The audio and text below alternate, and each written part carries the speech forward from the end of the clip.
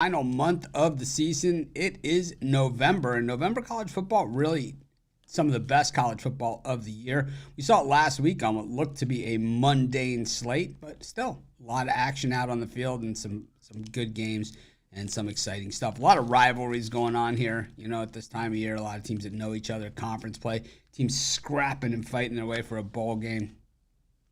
Yeah, boy, that Michigan State Nebraska game sure was something.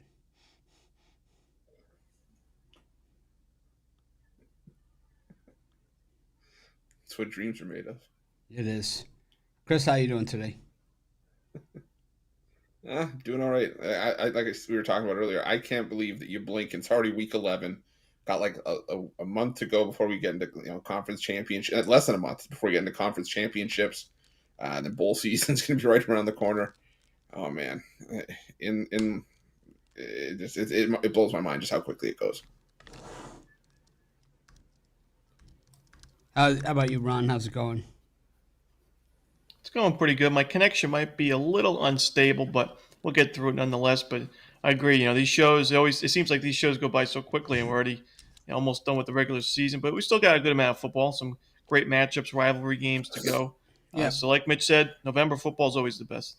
we'll probably do the bowls in two different shows, pre-Christmas and post-Christmas bowl show.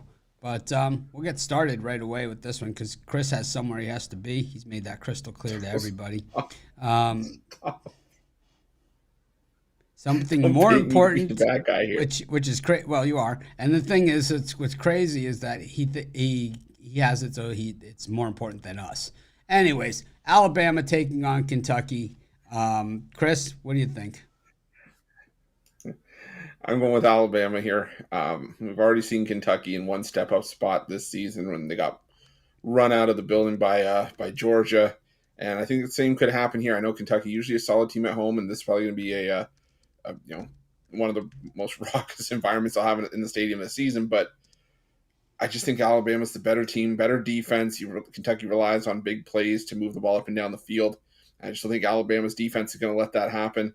Um, you know, the rush defense is actually the stronger part of this Alabama defense statistically. So I'm going to go with Alabama here. I think they win this one by 2 touchdowns or more. Ron?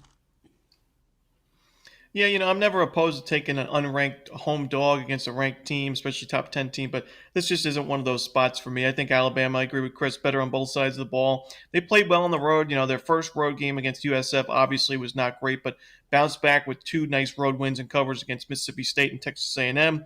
I think they'll be fine here, so I'll lay the points with Bama. I'm with you guys on this one. These teams don't play every year, but when they do play, Alabama just kicks their ass in. It's usually later in the season, and that's when Kentucky becomes a basketball school. It seems like Kentucky always starts 5-0, 6-0 almost every single year these days, and then they at the end of the season they're 7-5, 8-4 type team heading into bowl season, and usually do pretty well in the bowls actually. But yeah, I'm with you guys on Bama. Next up, we head to Happy Valley where Penn State takes on Michigan. Penn State, of course, had the big loss against Ohio State a couple weeks ago. Michigan, well, turmoil abounds. Ron? Yeah, to me, this is a similar matchup to that Ohio State Penn State game we saw a few weeks back, and it was a low scoring game there, 20-12. I'm going to take the under in this game. I think you got two top 10 pass defenses in the country, two really good run defenses as well. I mean, Penn State giving up less than 2 yards per carry this year. Michigan, 3.1 yards per carry. We know the Michigan offense has really got going recently, but you look at the opponents, Nebraska, Minnesota, Indiana, Michigan State, Purdue. None of those teams with defenses even close to Penn State, so I'm going to take the under in this one. I'm going with Michigan. I really don't like them at all, and I think Ohio State's going to whip their ass in both games. They'll probably play them and then rematch them again in the conference game. I think Ohio State will beat them twice, but I'm going to take Michigan here because James Franklin against highly ranked teams, absolutely horrible. And I don't love Michigan. I think they're a little bit overrated. It's going to be interesting to see how they do against a real offense if they don't know what plays the other team is calling. But I'm going to take Michigan here. I think they're just better than Penn State. Chris? Yeah, I'm sticking with Michigan as well here. I'm with you. I don't love this Michigan team, but James Franklin, 4-15 all time against Penn State. Against Michigan and Ohio State. 3-6 against Penn State. He's really struggled against the Buckeyes more than anything, but still, those numbers are just really hard to ignore. And yeah, Penn State, they do have the tougher game against Ohio State from earlier this year. They also shut out Iowa, while Michigan hasn't really played anybody outside of Rutgers. But I still think Michigan gets it done here. That James Franklin stat is too hard to ignore for me. Head on out to Boulder, Colorado taking on Arizona at the beginning of the season. This is one that a lot of people had circled after week one as an easy Colorado win. A funny thing happened on the way to between now and then, and also Arizona, a team that, when they played Mississippi State tough early in the season, people really kicked Mississippi State for that one. But Arizona actually proved that this is a team headed in the right direction. Jed Fish, my nomination for Coach of the Year. I'm going to take Arizona in this one. I'm a hater, so I'm fade Colorado every time anyway. Chris? I'm taking Arizona as well. I think the only argument that can be made for Colorado here is that we've already seen Arizona as a road favorite in conference this season, and they beat Stanford by 1 point against a 13-point spread. But they had Washington on deck after that, so I think that was a look-ahead spot. I don't think Arizona's looking ahead here. I think they've wanted to circle this game too, kind of shut up Colorado a little bit here. I think the biggest mistake Colorado did, they took the offensive coordinator, the play calling duties from Sean Lucas. They handed it to Pat Shurmur. So that offense that was explosive earlier in the year has been more conservative, and that's not what Colorado needs to be able to hang around in this game. I think Arizona beats them by 2 touchdowns or more. Give me Arizona. 2 touchdowns, at least. Yeah, I'm always a little concerned taking a team that's covered 5 straight games like Arizona has, but we know the hype has been there with Colorado all season. We've gotten value betting against them most of this season, and they're off 2 straight covers as an underdog. So I think the price is still right with Arizona. We mentioned how the offensive line for Colorado has just been miserable, one of the worst in college football. The quarterback's been sacked 4 or more times in every single game except one, and that one game against one of the worst defenses in the country in USC. So I think Arizona gets after the quarterback. Colorado has no run game much to speak of. They've run at 2.3 yards per carry. The defense is not good enough. I, like Chris, think a 2-touchdown win is in this one for Arizona. We had the Tallahassee, Florida State taking on Miami. A little bit of luster off this one after Miami's lost last week against NC State. Miami could have come into this game as a 1-loss team. They fall on the ball at home against Virginia or against Georgia Tech. And then, take care of business at NC State. But Tyler Van Dyke just trouble throwing the ball to his own team. Chris, what do you think? Yeah, I'm going to go with Miami in the points in this one. I know Florida State's, playing a much better football right now, 9-0 in that playoff discussion. But I think, Mitch, you talked about this before. Miami could go winless, but as long as they win 1 game a year and this is the game they win, a lot of people will be happy. And I think it's just going to be a competitive rivalry. I think you can throw records out the window at this point, and I think Miami wants to come in, keep this one. I think they're going to keep this one close. I think if they have a shot to win it outright, I'm going to take Miami in the points. I'm going to agree with Mr. Ruffolo again. I like Miami in the points. The home team has been absolutely dreadful in this series against the spread. Only 4 covers. They play every year in this rivalry. Only 4 covers since 2005. So Miami's defense, while the offense has been hard to watch and, Van Dyke's had its struggles, the defense is still elite, one of the best defenses in Power 5 football. So I think that defense keeps them in this game, and you're getting a lot of points to values with Miami in this game because of their recent struggles, both against the number and straight up. So I'm going to take the points with the Canes. I like Miami on the money line here. I think this is their game. This is their breakthrough. This is the one that they've had circled. And I think last week against NC State, they were just looking ahead at this one. I think they weren't going anywhere this year, and I think everybody knew that. But in order for the program to move forward, it all starts with winning this rivalry game against Florida State, and everybody knows that.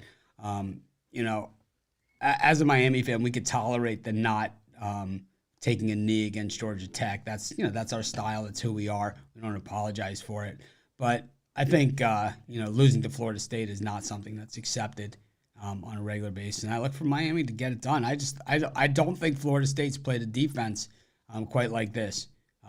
They have speed that can go with them, and I don't think there's anybody else in the country that does, to be be honest with you. So I'm going to take Miami money line in this one. I know historically in this series, when Florida State wins, there's been some close games recently, but traditionally when Florida State wins, they're blowout games. When Miami wins, when Miami does it, Miami usually wins the tight ones, but rarely is it a point spread type thing. I'm going to take the Canes. Money line. Canes. Canes.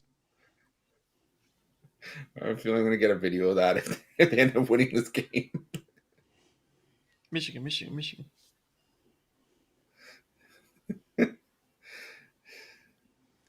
Tennessee taking on Mizzou. I think Mizzou did themselves proud last week against Georgia. Tennessee, it's tough to figure this team out. Chris? Yeah, it definitely is. But I lean towards Missouri at home here. Tennessee. The thing for Tennessee is that they've played in Florida, a place where they haven't won since 2003. Played Alabama, lost to the Tide there, and they beat Kentucky. But this Missouri team can air it out, and while Tennessee's defense has been solid, they're susceptible against the pass. They're 56th in pass defense. I think you can pass on this Tennessee defense. I still don't trust Joe Milton's arm. I think they're going to want to run the football more heavily, going up against a solid top 25 rush defense for Mizzou. So give me Missouri the 1.5 at home in this one. Ron? I'm gonna go with Tennessee. Even though they, in terms of passing yards, they haven't done great against the pass, they're still 36 in pass efficiency defense, so they can wreak some havoc, force some turnovers. So I'm not really worried about there. I guess my big concern would be Joe Milton on the road, which we've seen him struggle so much in his career. But the nice win on the road against Kentucky a couple of weeks ago. Tennessee's covered 4 straight in this series. They pretty much dominated, a lot of blowout wins. So I think it's pretty telling to see them as a favorite on the road here. I'm going to take them and lay the points. I'm going to take Mizzou in this one. I just think that they're the better team, and I think they're home, and I think they win it outright. I don't think they need any points or anything like that. I just think underrated, kind of like fly under the radar because they're not the name brand. They're not, that's basically all this really comes down to. Advertising. Advertising. Got Iowa taking on Rutgers. Total in this one is correct on the screen. Ron. Yeah, but it's too steep. 28.5, no way. I go with the under. Iowa's offense is, ugh. How many times are we going to talk about it? It's been this way the last few years. Just terrible offense. They scored 10 points last week against the worst defense in the conference. Now you're playing a real deal defense in Rutgers. And, Iowa's defense still very, very strong. Great against the run, great against the pass, good special teams unit. So give me the under. Chris? Oh, me. I'll take I'm going to take Rutgers in this one. I trust Iowa's offense absolutely zero. I think Rutgers is another team. They're on schedule, to where they want to be. It's at a Rutgers, it's a 5-year plan. And I think they're on schedule for that. Iowa just seems just so inconsistent. I'm going to go with Rutgers. I think their offense is a little better than Iowa's. I think both defenses are really good. And while Rutgers did not beat Ohio State, they covered depending on where you got it. Could have been a push. I think Ohio State's the most pushed team this season. Yeah. Yeah. I'm gonna go with Ron on this one. I'm gonna go with the under. Iowa games averaging 20 points per game in the last 3 combined. Iowa putting up 11.6 points per game. I could easily see another, 10-7 game like we saw last week, or even a funky 12-10 like we saw against Minnesota. So give me the under. 28.5 feels dirty, but it's like there's no other way to go in this one. All right. Flying through them today. Next up, Pac-12 battle. It is Washington taking on Utah.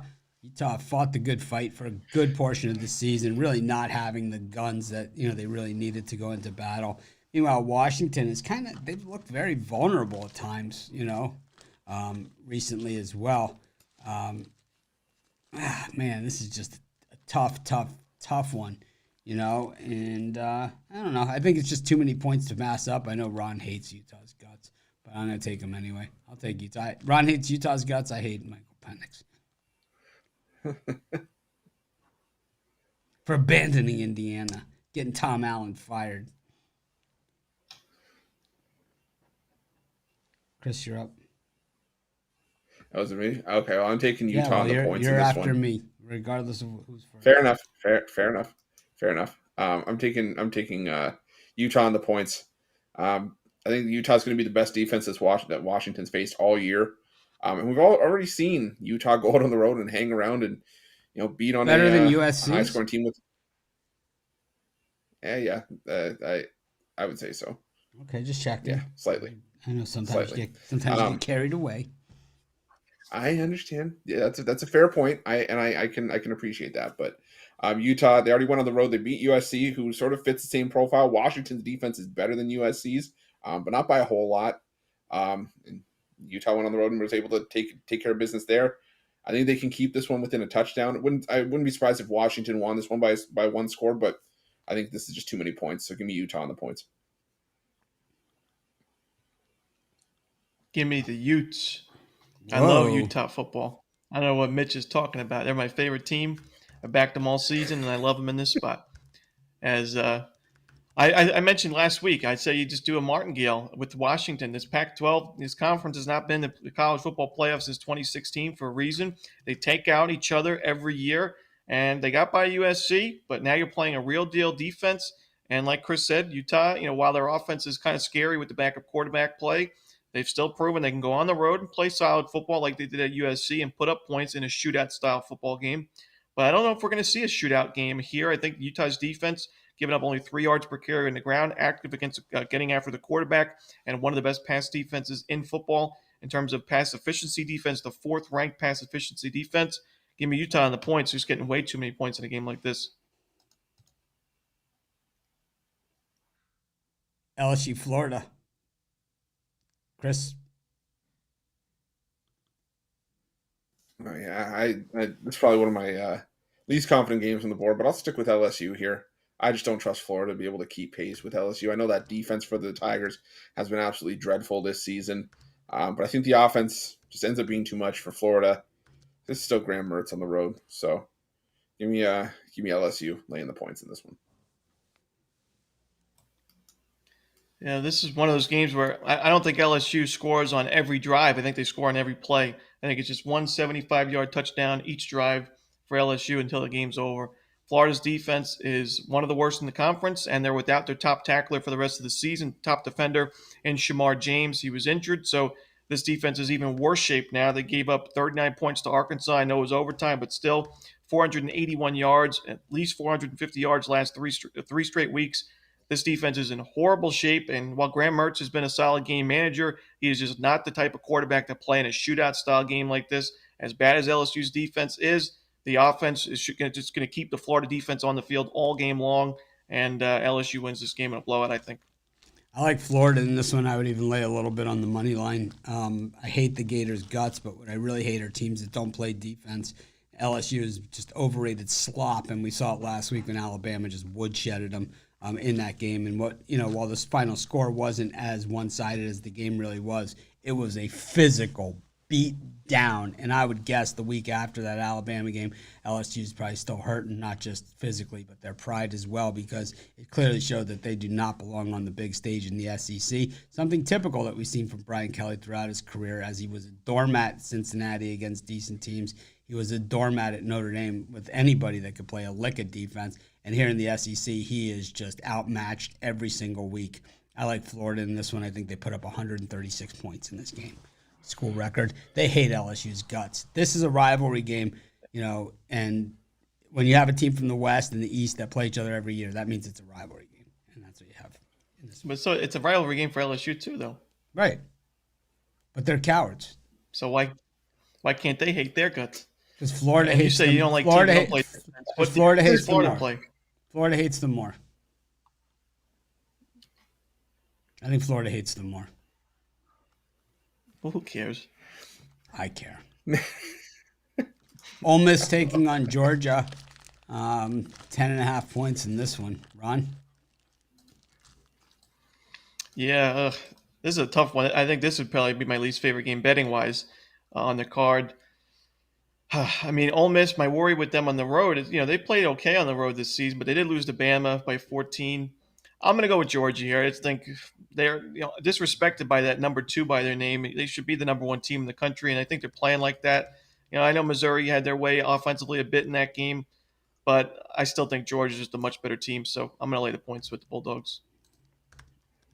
I'm taking Georgia all the way. I think it's easy one. This is going to be just a one-sided waxing. I think Georgia wins by 24 plus. Chris?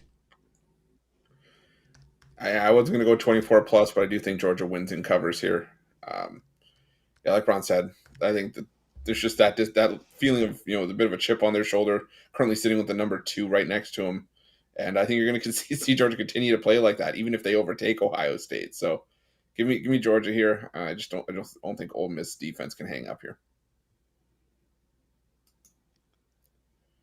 Oklahoma taking on West Virginia. Can it be 3 straight weeks that somebody knocks off the Sooners? Doubtful in this one that West Virginia is able to do that, but certainly not out of the question. I think West Virginia certainly at least holds their own. I think that they at least cover, but of course have a puncher's chance in this one. This Oklahoma team has been exposed. Take the Mountaineers. Chris? Yeah, I'm going to take Oklahoma as well. Or sorry, excuse me, West Virginia as well, plus the points. Yeah, I just sorry, my mind went to mush for a second there. Yeah, I just think that West Virginia there's just not that much of a difference between these two teams in terms of talent right now. And this West Virginia team can run on Oklahoma. Oklahoma's defense just outside the top 50, but West Virginia is 7th in rushing yards per game, 7th in rushing attempts per game. They like to run the football. I think West Virginia's got a shot to at least keep this one close, at least by maintaining ball possession in this one. Yeah, when I took UCF plus the points against Oklahoma, it was because they have a strong offensive line and can run the football, and that's where I like my underdogs, especially double-digit underdogs. And West Virginia's that team. They've only given up 2 sacks in the last 5 weeks combined. Like Chris mentioned, great rushing numbers, especially in the second half of the season. Their pass defense is ranked in the top 30 in pass efficiency defense. So this is a pretty attractive dog, in my opinion. I know Oklahoma, we're getting a good number with them because of the recent losses, but I just don't like the way this team's playing. Give me West Virginia plus the points. You can tell we got a really good card this week when we're doing this next game.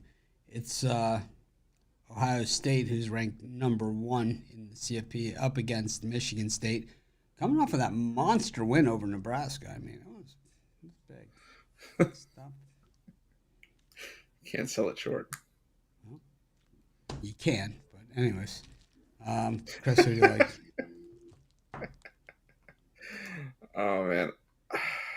I keep trying to take these big dogs against Ohio State, and I just keep, being forced to sort of eat my words. I think this is going to be close to what we saw from Ohio State against Western Kentucky earlier this year. Maybe not 63-10, but I think they win this one sort of like a 49-10. They could get just a big win here. I just can't trust Michigan State's offense to do very much in this game. So give me Ohio State laying the points. Yeah, whenever Chris sends the list of games he picks for the show, there's always one that slips in there where it's like, wonder why that's in there. But this is one of them. I'll lay the points. I asked about this one. All right. I'll lay the points with Ohio State. They've covered 6 straight in this series. Michigan State, just not good on either side of the ball this year. The program, the coaching issues off the field, the team on the field has just been a nightmare. Good for them, nice win against Nebraska, but I don't like them here. I'm gonna take Michigan State. There's way too many points to be laying in this type of game. Michigan State always plays Ohio State tough, man. They play them tough many times. I wouldn't be surprised if they pull the upset here, to be honest with you. Michigan State's feeling it, man. They beat Nebraska. They went over the top on them there when they needed to. They're effective. And no one lays an egg in games like this like Ohio State, so take Michigan State. I'll take that bundle of points, but I'll sprinkle on the money line too. All that, plus I get to fade Ruffolo, which is a pretty good strategy in November in college football. Easy.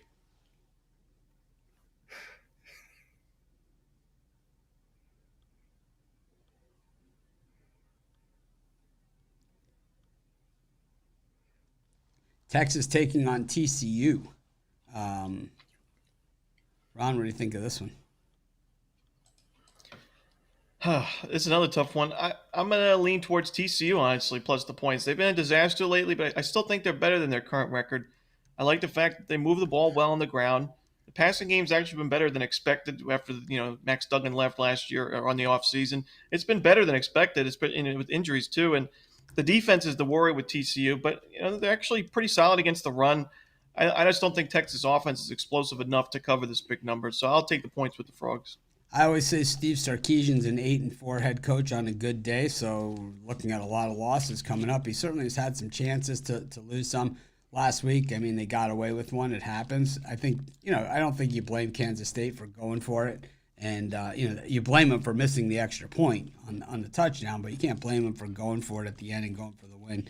But, Sarkisian's got to get to his number somehow. I think the Froggies help him here. I'm going to take TCU on the money line here against Texas. I'm going to take TCU in the points in this one. Just the TCU offense can pass on Texas and TCU. We knew they were probably going to make the national championship again, but right now 4-5. I think this team wants to at least make a bowl game to at least save some face. Feel bad for a guy like Chandler Morris who lost out to Max Duggan last year and could be losing out to Josh Hoover this year. Hoover's been pretty good, 353 passing yards last game against Texas Tech. And I think TCU keeps this one close as well. So give me the points with TCU. We had North Carolina against Duke. Roy Williams retired a few years ago. Coach K now 2 years removed from this rivalry. John Shire's done a nice job taking over. I like the recruiting class he's got in. Got Roach to stay and Flipowski, of course. So certainly something to work with. Baycott's team in North Carolina. He's got some other guys coming in. Cormac Ryan transfers in from Notre Dame. Should be a hell of a matchup. But as far as the football game goes, well, I don't know. Duke, I don't think, can do anything without Riley Leonard at quarterback. So they have to score more than 0 points to cover, and they're not going to do that. I'll take North Carolina. Yeah, I'm with you. I think Riley Leonard now, there was optimism that he could come back, and then he gets injured again. It's a toe injury, and he's out indefinitely. So without Leonard, this Duke team, I think, is a lost cause. North Carolina, I think they smell blood in the water in this game. I think they get back on track. I think they get a nice win and cover. I think they win this one by at least 3 scores. So give me North Carolina. Yeah, I'll agree. Ever since the Leonard injury against Notre Dame, even when he came back and played a little bit against Florida State and Louisville, its offense hasn't done anything. It's just, without him, with him, I just don't think Duke has a chance here. So North Carolina's offense just too potent. I'll lay the points.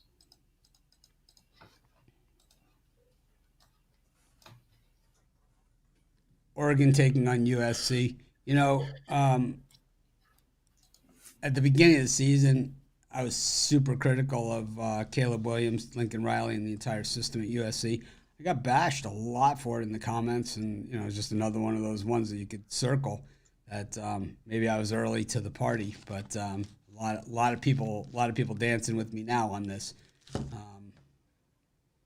I could see the Ducks winning by 30, ringing them up, and Caleb Williams crying on the sideline last week. Well, we all were crying for you when we had to watch that defense all season long. It's pathetic. Just another system quarterback out of a Lincoln Riley offense. Other than that, good guy. Sure, he's a nice kid. Sure is a nice kid. I haven't seen talent like that on the USC football field since Matt Barkley left. Oh, man. Yeah, I'm taking Oregon by a lot here, too. Austin has been the most profitable home field for the last 20 years. And that's not by accident. Oregon plays their much better football at home. Top 10 in rushing, best in the country in yards per rush. USC's defense 120th against the rush, 114th in yards per carry allowed. What else? Oregon 4th in passing yards per game. USC's defense 108th in pass defense. USC's offense is good, but this is going to be another one of those solid defenses that Oregon's got. So yeah, give me Oregon to beat up on USC by 3 touchdowns or more. I'm going to go with the under in this game. I think it's just going to be a one-sided game where Oregon, just has control from start to finish.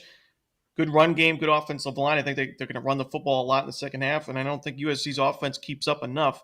And because of recent results, we saw Oregon 63-19 last game, and then, of course, USC all season long playing in these high-scoring games.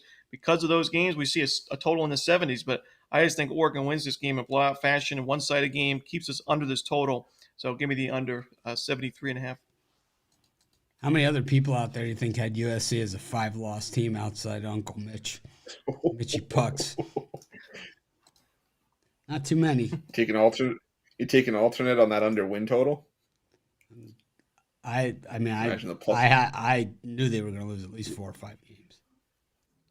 Can you imagine taking the alternate under? What kind of plus money that would have got you? We've gotten what was their win total coming into the year? Is probably like we had Notre Dame against them, more than made up for any bets that we didn't make. You see the pool outside? Lincoln Riley paid for it. Yeah, I mean those Pac-12 coaches will pay for a lot, man. I'm getting a new car. Gonna get that M5. Gonna get a vanity plate. Riley or Lincoln. Or CW13. That'd be good. Oh, man. Anyways, that wraps up today's show. We're getting good at it. Took us 11 weeks, but we got a nice flow going here with our college football show. Got bigger and better games to fry, bigger fish to fry. Thanksgiving coming up. We'll have to move the show unless you guys want to shoot on Thanksgiving Day, which I'll be doing halftime just that day, so you'll have to be on for halftime if you want to do it. I know Ron likes family time. Grandma's cooking. Yeah, I won't be here. I'll be at Ron's house.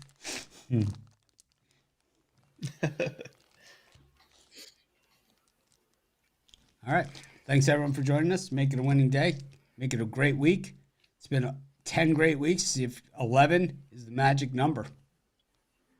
I don't know what that means, but 11. It sounded good. 11. Give credit 7-11. to John Brown for sticking in there against Baylor. 11, yo. I love Baylor, man. Baylor's going to the national title game. Pencil them in. You're a good man, John Brown. I like Baylor. They're stacked. 11 deep. Yeah, I did text Ron the other day. I said, Baylor looks awesome. Radio silence. Yeah, like you said, that freshman, I watched those highlights back. He's going to be a stud. It all comes back. It's like my. I don't pick champions in November. It's like my Chris Todd conversation I had when he was my Facebook friend. You know, it's just like that. What was that conversation again? I said I saw him on Facebook. I friended him. I wrote to him, "You were born to run the spread offense." He wrote back, "Yes, I was." Chris is now offline. Thanks everyone for joining us. And he never came back. No, he never came back. He was at Texas Tech. He had just transferred to Auburn. Chris, I said, "You were born to run the spread offense." Yes, I was. Chris is now offline. Thanks everyone for joining us. Make it a winning day. We appreciate each and every one of you. Be sure to smash that like button.